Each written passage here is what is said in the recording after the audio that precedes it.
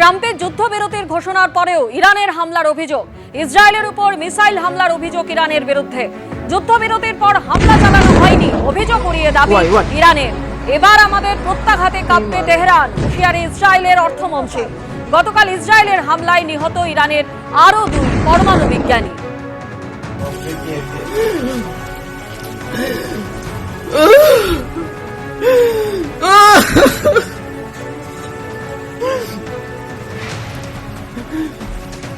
Боже, що було?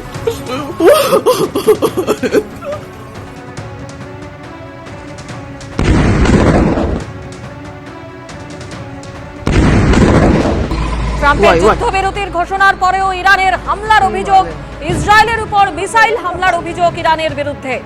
যদিও ইরান বলেছে যে যুদ্ধবিরতির পর তারা হামলা চালায়নি, ইসরায়েলের তরফে পাল্টা বলা হয়েছে এবার আমাদের প্রত্যাঘাতে কাঁপবে তেহরান।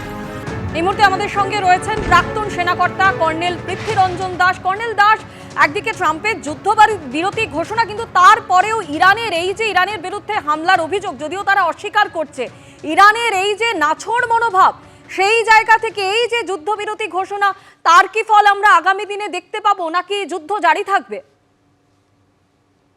দেখুন, এই যুদ্ধবিরতি ঘোষণা যে ট্রাম্প সাহেব করেছেন, এইটা সম্পূর্ণ একটা ডিফেক্টিভ ডিক্লারেশন। একটা দেশকে, দুটো দেশ যুদ্ধরত, একটা দেশকে দিয়েছে 6 ঘন্টা, আরেকটা দেশকে দিয়েছে 12 ঘন্টা। পৃথিবীতে এরকম কখনো যুদ্ধ ঘোষণা বিরতি হয় না। যুদ্ধবিরতির একটা সময় থাকে যে ওই সময়ের পর থেকে সিজফায়ার হবে, উভয় পক্ষ তারপরে কেন যুদ্ধ করবে।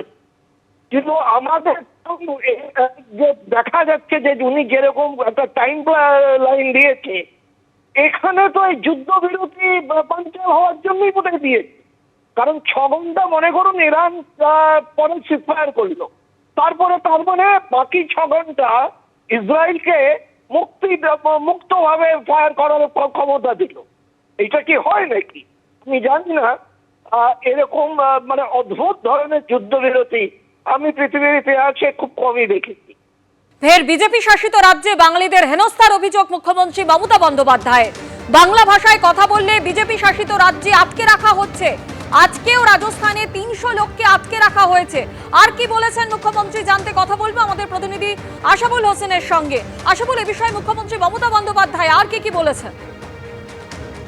দেখো স্বর্ণালী, এই যে বিভিন্ন বিজেপি শাসিত রাজ্যে বাংলা ভাষায় কথা বললে তাদের বাংলাদেশি বলে সন্দেহ করা হচ্ছে এবং অনেককেই তাদের পুশব্যাক করে বাংলাদেশে পাঠানো হচ্ছে।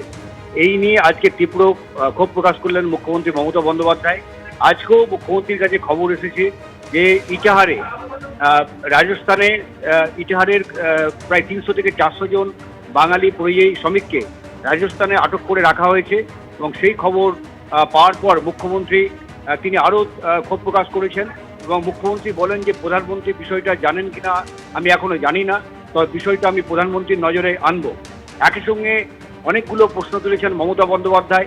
তার বক্তব্য যে ভারতবর্ষ হচ্ছে বিভিন্ন ভাষাভাষীর দেশ, এখানে কেউ বাংলায় কথা বলে, কেউ উর্দুতে কথা বলে, কেউ নেপালিতে কথা বলে, কেউ তামিলে কথা বলে।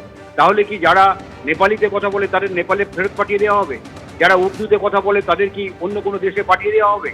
যারা তামিলে কথা বলে তাদের কি শ্রীলঙ্কায় পাঠিয়ে দেওয়া হবে? তাহলে বাংলায় কথা বললেই তাদের বাংলাদেশি বলে সন্দেহ কেন করা হচ্ছে? কেন তাদের ওপর অত্যাচার করা হচ্ছে? বাঙালিদের ওপর কেন অত্যাচার করা হচ্ছে? এই বিজেপি এই ভাষা নিয়ে, বাঙালিদের নিয়ে তারা আসলে রাজনীতি করছে।